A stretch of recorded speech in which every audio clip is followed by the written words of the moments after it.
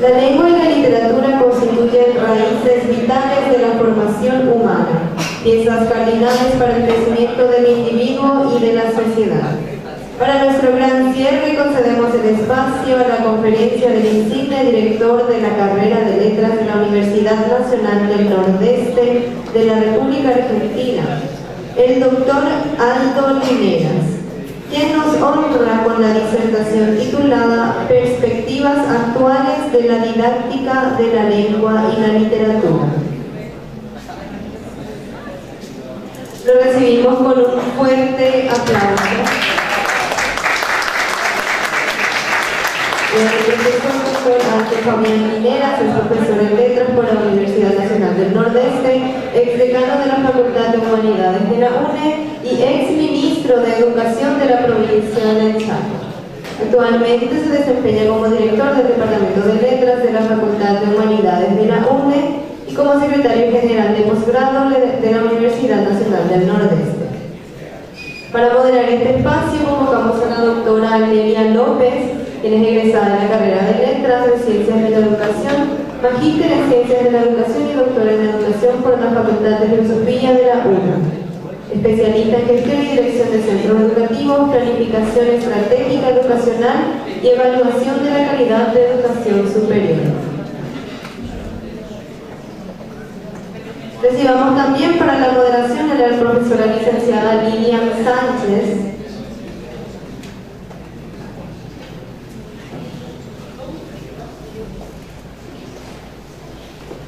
formada en Ciencias de la Comunicación y en Letras por la Facultad de Filosofía de la UNA. Actualmente cursa la maestría en Lengua y Literatura Hispanoamericana de la Facultad de Filosofía de la UNA.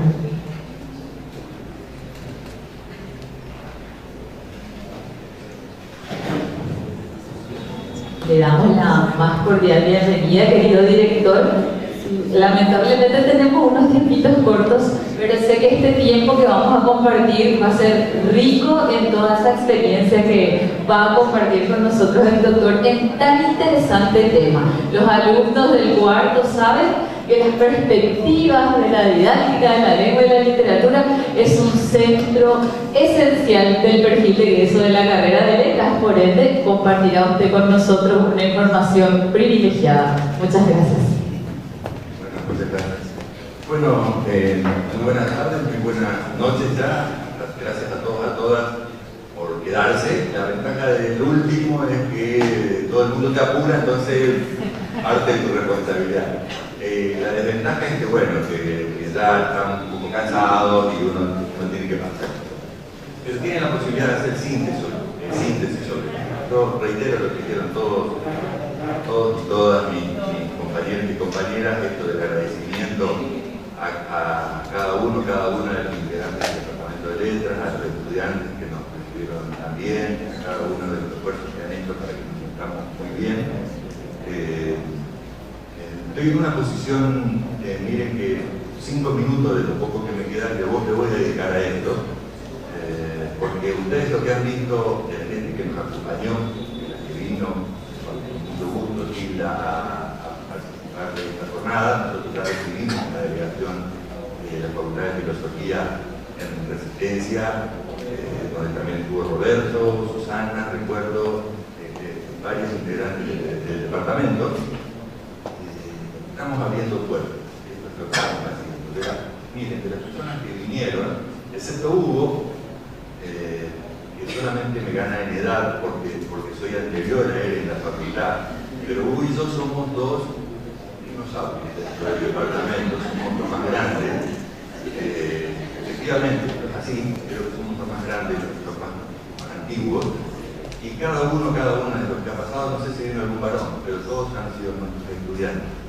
Yo veo acá, y una cosa de la primera que quiero puntear con el departamento de Letras. Nosotros en la Universidad del Nordeste hace 30 años decidimos que la plata que teníamos la íbamos a poner en lo más joven.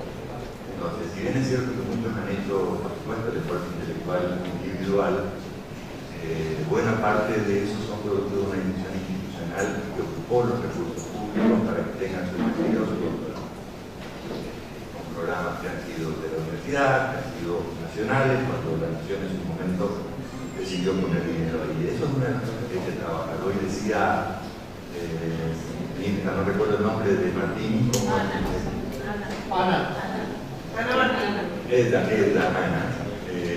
Esto de la búsqueda de recursos internacionales me parece muy interesante.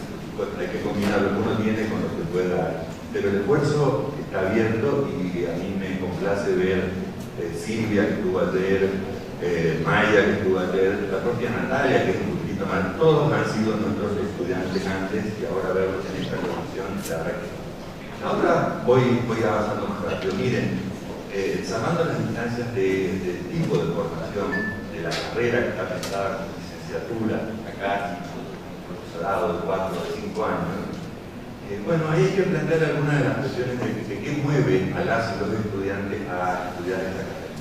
¿Qué es lo que nos hace estudiar? La mayoría hemos accedido a letras porque queríamos ser escritores o porque tampoco nos interesaba, muy pocos son los que nos interesa lingüística. Después se van especializando los intereses y nosotros tenemos en la UNE en este momento bastante gente equilibrada, los que hacen equipo estudiando lingüística, los que hacen lingüística aplicada, los que hacen literatura. Eso se va nivelando. Y bueno, conjunto, yo quiero referirme a una parte de la formación que es el motivo por el que yo estudié letras, que yo quería ser profesor. No quería ser ni escritor ni lingüista, quería ser profesor. Me gustó ese trabajo, entonces me puse a estudiar el profesorado. Reivindico, más allá de que me encanta la literatura, de que leo, tengo mis escritores favoritos, incluso una institución para nosotros, que valoro todos los estudios de lenguaje. Mis primeras materias fueron del área de lingüística visual y otra. En el área de la enseñanza me siento más cómodo, tanto como profesor, soy profesor hace 40 años, en el nivel medio, en el nivel primario, en el nivel superior, y siempre me pareció que había ahí algo interesante. Pero, quiero irme a la pregunta para que no se me vaya el tema. Lo que significa enseñar lengua y literatura no es siempre lo mismo, no ha sido siempre, nunca lo fue. Entonces, cada vez que nosotros planteamos qué es eso, qué significa enseñar esta disciplina, tenemos distintas razones.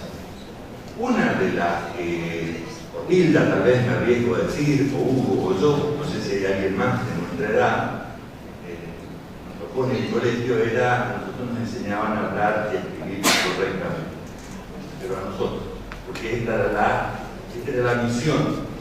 Entonces, claramente, tanto en la escuela primaria como en la secundaria, incluso en la universidad, nosotros teníamos como objetivo aprender un lenguaje correcto. Y esto era sin discusión. Entonces, entre las cosas que nos enseñaban eran incorrecciones incluyen soles y, etcétera, unas cosas ahí, impropiedades. Entonces nos decían, no se dice el sartén, la sartén por el... Bueno, todas estas cosas, no se dice de acuerdo a, se dice de acuerdo con. Todo eso se llamaba normativa. Eso estaba en nuestros planes de estudio. Y uno, si era un profesor en letras, o un licenciado en letras, tenía que saber hablar bien. Lo que equivale, lo que vos decías, saber lo que dice la RAE, que es hablar bien. Las respuestas que yo puse aquí sobre qué significa pasan. Después de esa época vino una aporte muy fuerte. Estoy hablando de la Argentina, después lo podríamos decir.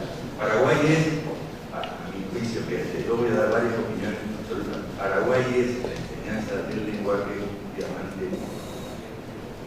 Digo que no es un diamante pulido, porque me parece que ahí falta el desafío. Ya hay que armar equipo para ser vigente. Si tenés la potencia. Ustedes no saben la envidia que da recorrer Asunción y escuchar que uno te habla en guaraní, que el otro te habla castellano, donde están vendiendo los dos primeros, se chequean que vos no sepas guaraní y se hacen el cuento y el precio va y viene entre ellos y se planteando. Eso es fabuloso.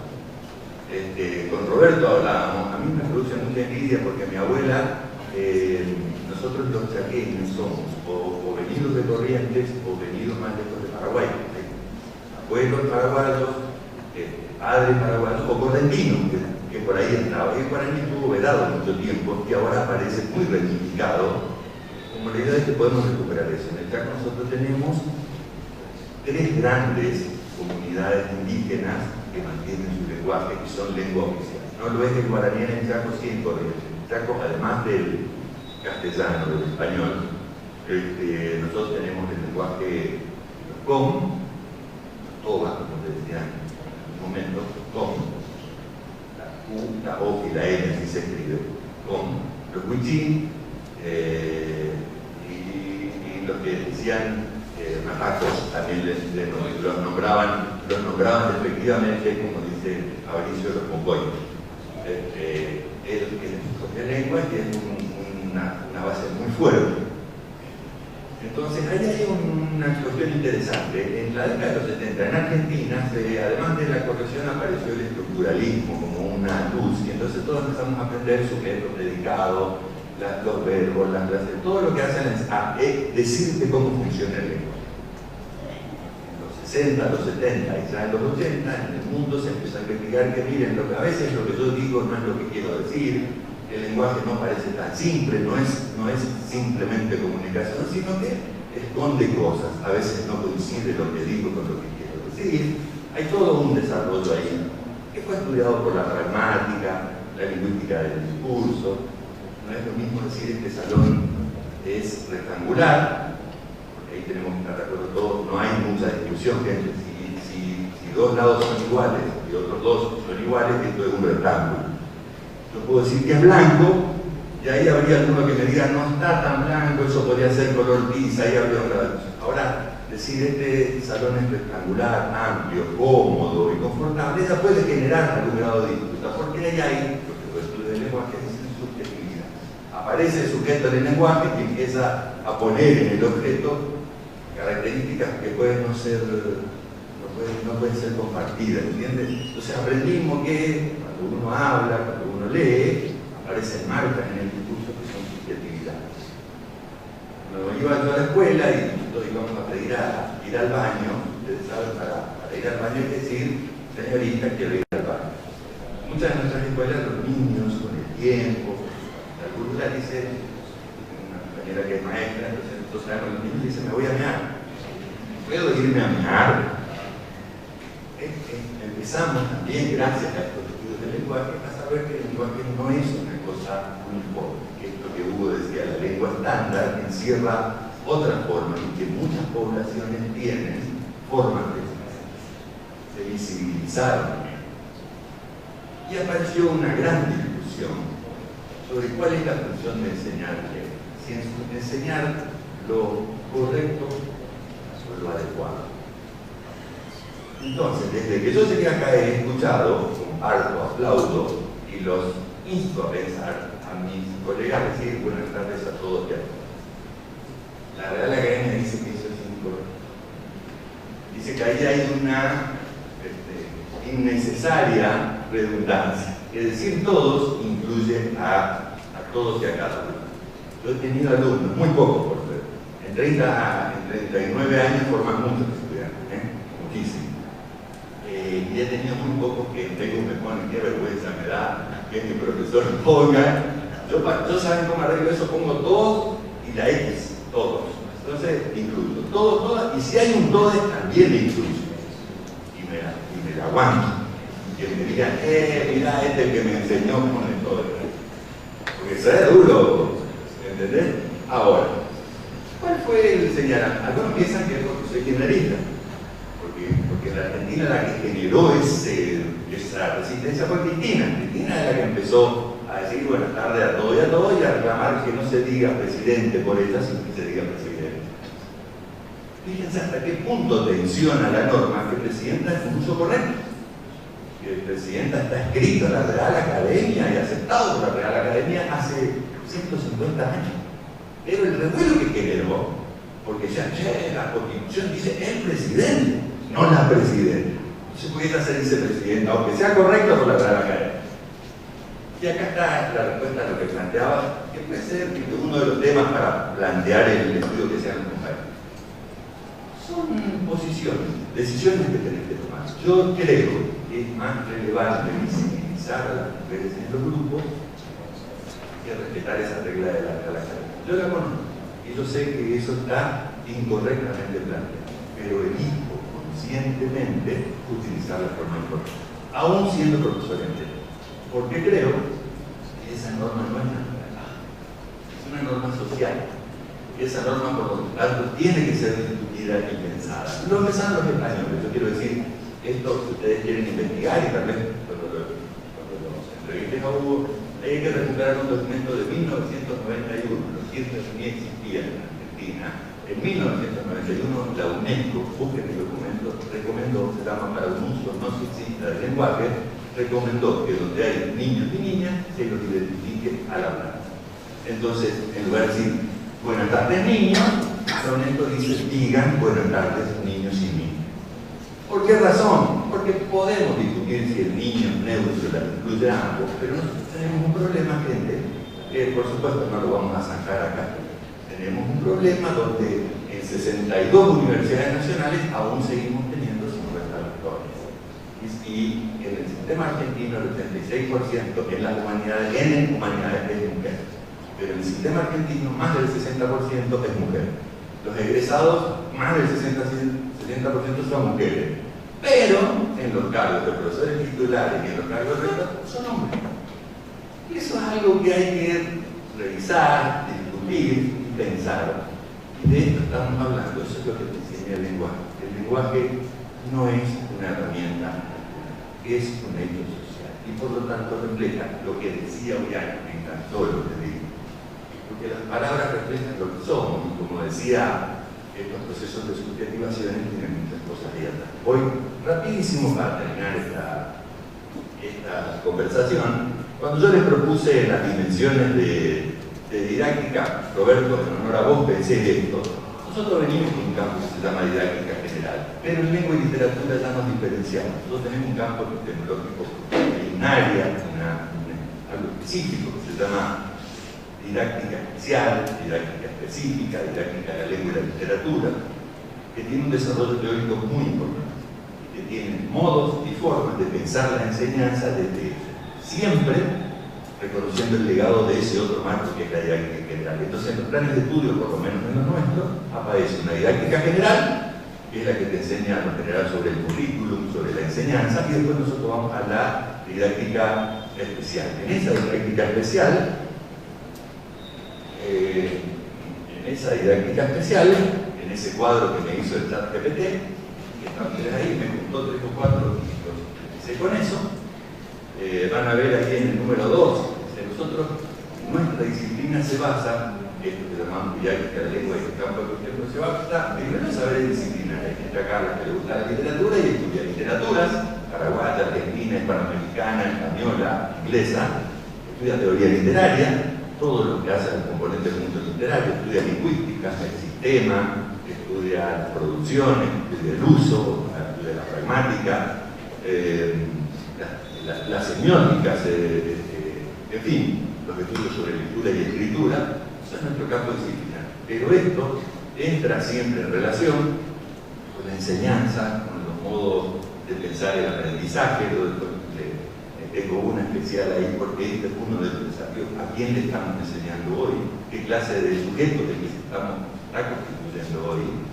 Entonces, tanto el objeto del conocimiento, los saberes disciplinares, los saberes pedagógicos, objetos y contenidos, las prácticas y los objetos de enseñanza, la dimensión sociocultural. Explicando esto, que deberíamos durar más o menos 30-40 minutos, le tengo la ronda, como dijo Hugo, lo que tenemos ahí, de lo que conforma lo que sería nuestro campo epistemológico, que es una didáctica de la lengua y la literatura hoy.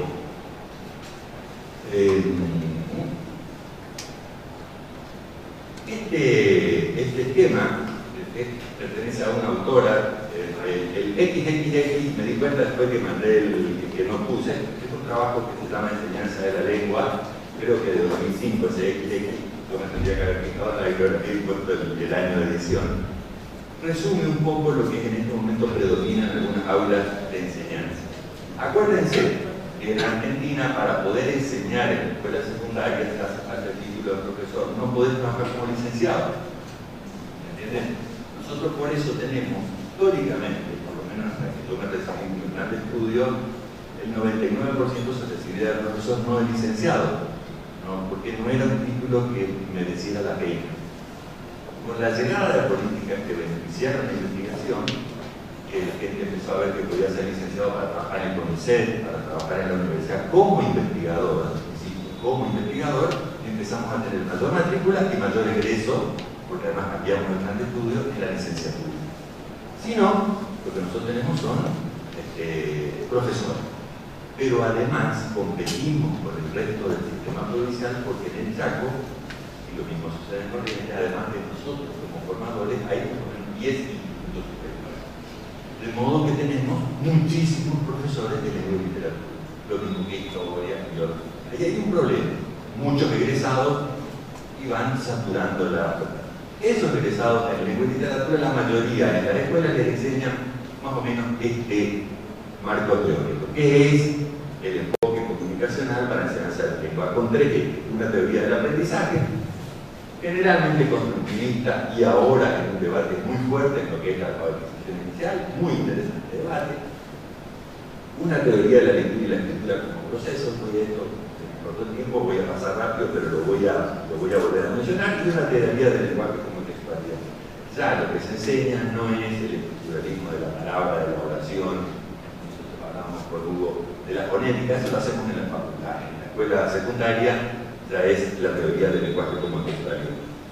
Entonces, a ver, parte de los estudios que, aparte de los que ya mencionaron, quiero colocar aquí, estamos accediendo a esto que se llaman nuevos estudios sobre literacidad, porque sabrán, la palabra alfabetización encierra discusiones respecto de las traducciones. Del inglés, el literacy que ya se debería poder traducir como alfabetización, no lo especifica. Lo mismo lo del portugués, que dice letramento, por esa literacidad, porque encierra distintas cuestiones. En castellano, en español, la alfabetización está muy orientada al tema de la alfabetización inicial, de aprender a leer.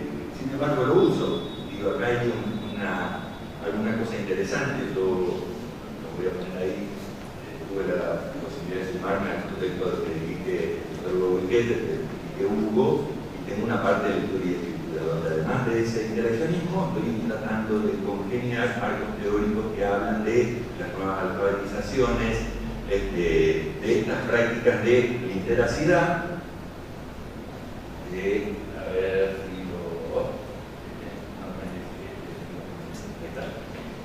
esto que iba ahí, los New Literacy Stars, que es Brian Smith, que es el teórico principal. Estos son los que vinieron a decir, esto es lo que quiero dialogar con él que hizo esta pregunta. Fíjense que está el tema de las normas, fíjense que el lenguaje tiene una cuestión ahí cognitiva, pero en definitiva el lenguaje es una cuestión social. Es tan fuerte, digamos, eso en los estudios de la literacidad que todos los enfoques están hechos desde las prácticas culturales que supone el lenguaje.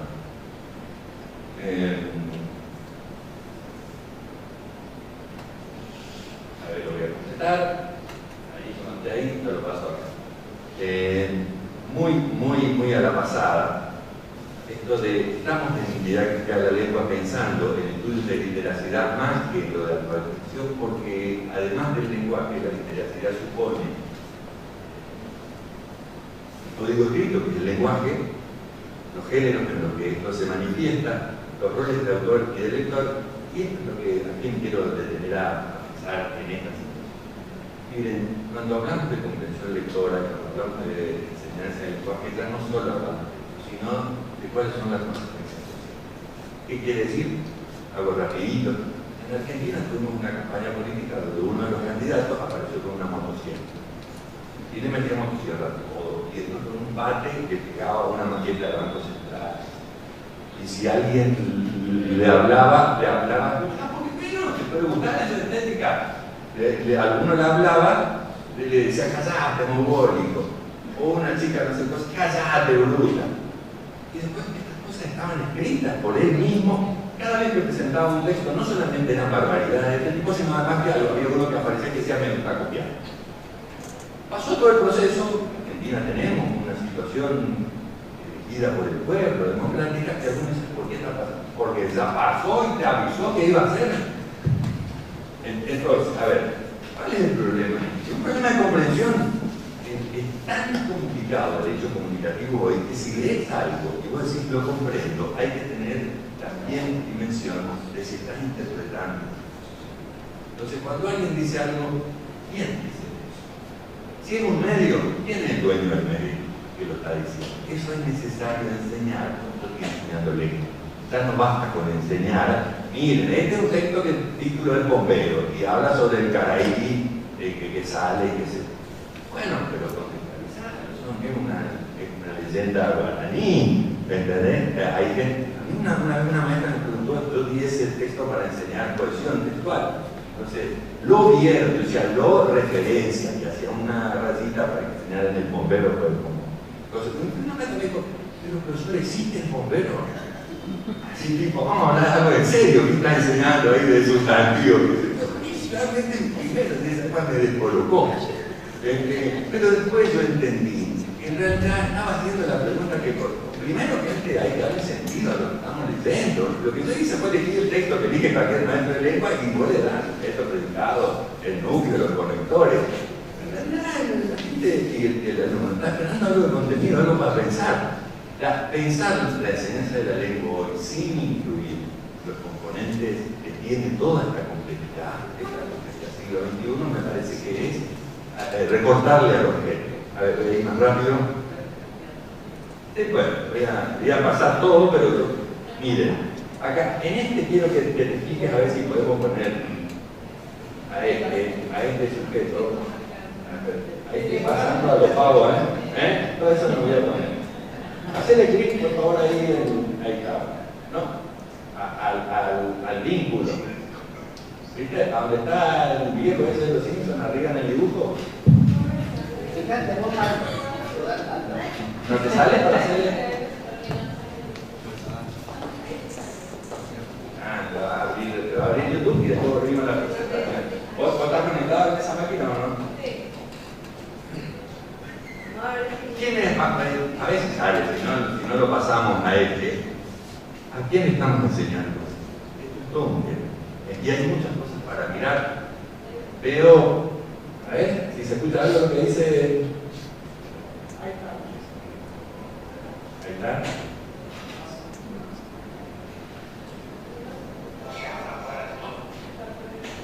Esta es la famosa escena, si no la podemos ver ahí, no importa, ustedes recuperen nada de su celular después. Esta es la famosa escena de hay tabla.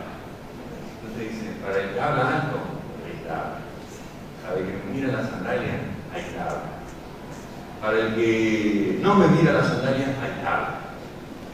Dice, para el que se saca menos de 9, hay tabla. No, esta es parte de la educación que nosotros recibimos. Hay tabla. Yo fui a un colegio católico, donde de primero a tercero, si hacías alguna falta, te pegaban una palmada por la cola. Y de cuarto para arriba, era una cachetada del padre. El padre no era una institución que nadie discutía. Si te pegaba, no se discutía ni en la escuela ni en la casa. Años después, nosotros mismos dejamos de hacer eso. Entonces algunos dicen, che, pero podríamos volver a pegarle a ver si funciona, porque es complicado a los chicos. Y como nosotros nos dedicamos de pegar como herramienta. Es difícil que nosotros volvamos a instalar, no ya nuestros hijos son grandes, pero imagínense los hijos de algunos de nuestros hijos, no creo, hay un problema si le pegamos, porque hay algún inconveniente si le metemos. Todo lo que digo es uno también de nuestro desafío pensar. Esta generación que algunos llaman de cristal, algunos de los que están aquí, de la resistencia a las frustraciones, yo me planteé, y con esto voy a ir redondeándole, cuáles son los desafíos que tenemos. Uno, el primero, es pensar en ese otro, en qué es ese cristal. Porque si no es muy fácil juzgar desde una posición de comodidad, cuando me parece que amerita un esfuerzo, si es que hay una fragilidad, si es que hay algún tipo de consecuencias del mundo que estamos nosotros llevando adelante. Todo lo que pasa actualmente, les aviso a las y los jóvenes, no tienen ustedes nada que ver. Los responsables somos nosotros. O sea, los que hemos estado en los últimos 40 años trabajando. Somos los que aprendimos a leer y escribir bien, somos los que nos enseñaron enseñaron, decían, cuando yo era chico a mí me enseñaban con el 5 y se aprendía. No estamos dando un buen resultado en el mundo que tenemos. Hablo en general. Por eso hay que hacer una clase de autocrítica de qué fue la educación esa, como para ver qué es lo que tenemos ahora y replantearnos qué es lo que hace una didáctica de la lengua y la literatura, lo que enseña. Me encantó de vuelta la exposición de Ana, porque además de hablar sobre literatura, ahí hay una posición que dice, fíjate que en literatura no me sentí aludido, por eso lo puedo repetir. Cuando dijo que en algunos dinosaurios en su casa, no sería yo el caso. Así que, digo, tengo 4 imágenes para compartir con ustedes. Esa que tienen ahí es el aula en la que yo estudié, que básicamente eso, creadas con el chat. Nosotros íbamos a una fila donde teníamos corbatita, pelo corto, uno leía al frente, silencio. El de al lado, yo digo, estos son los desafíos, dicen que no, que a los profesores pueden realizarlo más. No lo sé, a ver qué hay ahí en la mediación, en esa interacción, como desafío. Por supuesto que también tenemos estos cambios de los soportes, las discusiones sobre si escribimos a mano o ya la mano se terminó y pasó el tema del escrolero y del dedo. Si hay uno escribiendo con el celular, ocultamos esto del cuaderno y del lápiz. Si ustedes saben, siempre los profesores de literatura tenemos la lectura, entonces esa escena de la lectura, sea individual o compartida, es la escena de un libro. En cambio, ahora vos tenés Pedro Páramo, aparece en Netflix, arriba, 100 años de soledad, aparece yo le puse a propósito ahí, me encantó a mí Pedro Páramo también. Porque a esto voy, y con esto voy a dejarlo. Miren, quiero que vean durante 10 segundos las diapositivas que no voy a pasar, porque no tengo tiempo, pero quiero que las vean. Una de ellas es, después de estas escenas, nosotros tenemos un mundo que está asignado por la tecnología y no es solamente una herramienta. Todo lo que realizamos ya tiene un cruce de el algoritmo, el famoso algoritmo, que maneja lo que recibimos en el celular, lo que escuchamos, lo que consumimos en la televisión. Todo eso ya no lo manejamos. Ni los paraguayos, ni los argentinos, lo maneja el algoritmo. Cuando aparezcan y falten 15, 20 días para votar, todos los celulares de ustedes van a estar inundados por gente, y no voy con esto, con gente que no es gay. Porque vivimos en una zona, en internet, donde desde hace 10, 15 años la mayoría de los que están no son gay, son jóvenes. Entonces, cuando vos ves que algo tiene tendencia, no sabés si fue el bot o alguien puso. En Argentina, en la última campaña política, salía 25 pesos cada publicación del bot. 25 pesos. No alcanza a ser un guaraní. No, ni eso. Bueno, 25 pesos. Sería 10 centavos de guaraní. Pero hay que hacer millones, eso cuenta. Que un bot que se llama Juan Pérez diga, viva Aldo va a cumplir. Y Ana María dice, yo lo conozco de chiquito, todo eso ya no lo piensa nadie, lo hace en fracciones de segundo de inteligencia artificial. Esas granjas de voz pueblan este universo que nosotros llamamos Internet y hacen que la mayoría no sean humanos, sean voz. Imagínense lo que significa aprender a pensar en esos ambientes. Entonces, formar críticamente el último, le tomo esto, de los que había pensado. Yo creo que uno de los desafíos de enseñar lengua hoy es enseñar al otro a evitar el sesgo de la política. Y era algo que nos enseñaban cuando decía, cuando veas a alguien, acordate que el hábito no hace monje. Entonces, si lo ves croto, no pienses que es un croto, escuchalo. Si ves a alguien, porque eso es más fácil, si está croto y probablemente sea croto. Es difícil que salga otro. Pero nosotros tenemos la visión contraria. Yo le decía a Roberto y Hilda, que yo están queriendo estar corbados por viejo, compañeros. Pero vos lo ves a Roberto y decís, tiene que ser buen tipo, está bien vestido. No sé si eso es así. Pero él ya va cumpliendo esa parte. Porque nuestros prejuicios estaban basados en esto de lo primero que ves. Hoy en día, la mayoría de nuestros esquemas tienen estos sesgos de conflicto, que son lo que pensamos difícilmente lo cambiamos, sino que hay algo que lo va reforzando constantemente. Que alguien pueda, que alguien, un profe de lengua, un profe de historia, un profe general de las humanidades, son muy encargados, que pueda hacer pensar que lo que dice el otro es pensable, no que ya es algo. Me parece que es un desafío espectacular para la comunidad.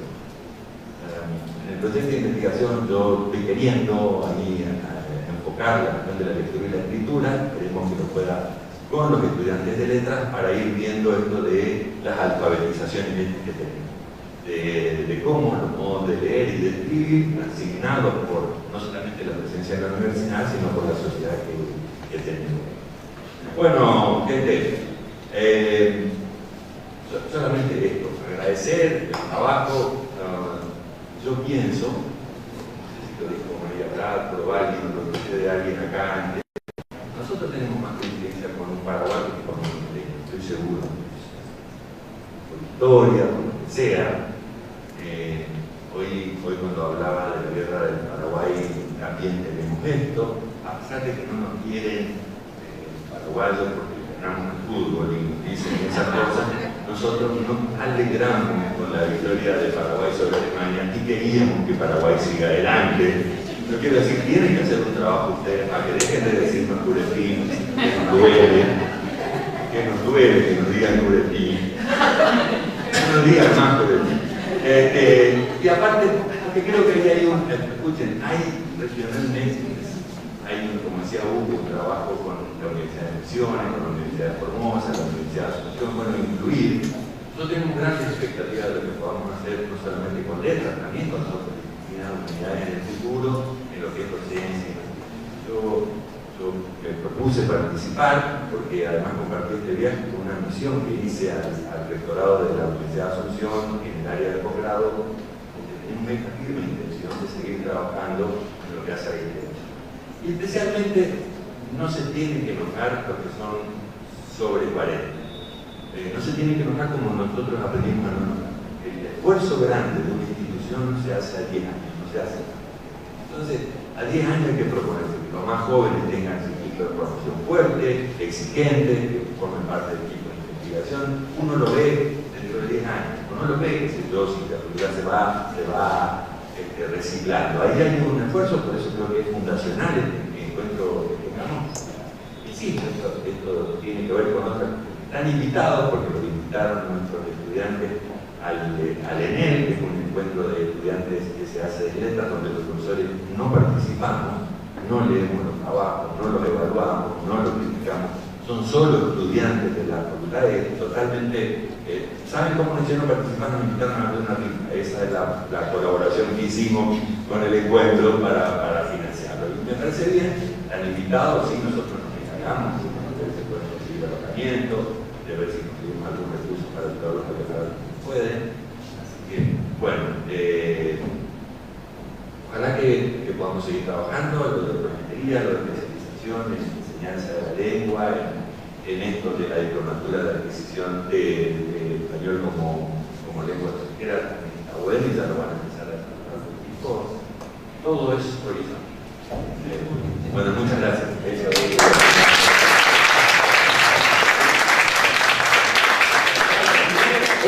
Apreciado doctor, verdaderamente muchísimas gracias. De verdad lamentamos mucho el escaso tiempo porque vimos y constatamos verdaderamente muchos temas que ameritaría, querida profesora Tilda, ampliar este encuentro por lo menos a través de una videoconferencia, querido profesor, para seguir sacándole la riqueza a todo esto que usted tenía preparado para compartir con nosotros, ¿verdad?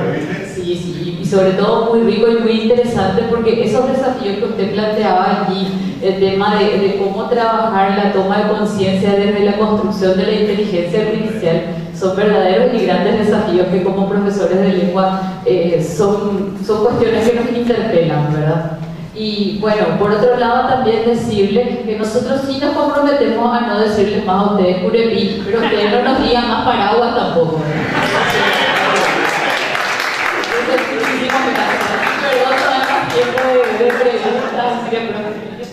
No, nada más, muchísimas gracias, un placer escucharlo. Muy bien la canción. Ayer estábamos ahí. Muchas gracias. Era una actriz ahí producida.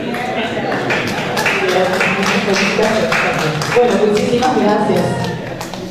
Gracias, gracias a todo el equipo que acompañó también. Gracias.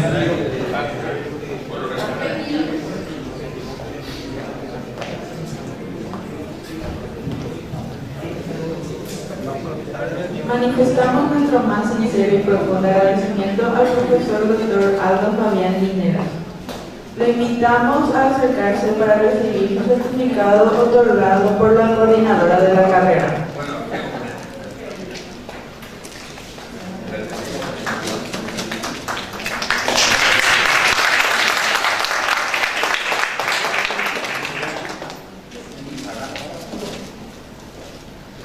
A la profesora Lelia López por participar como moderadora.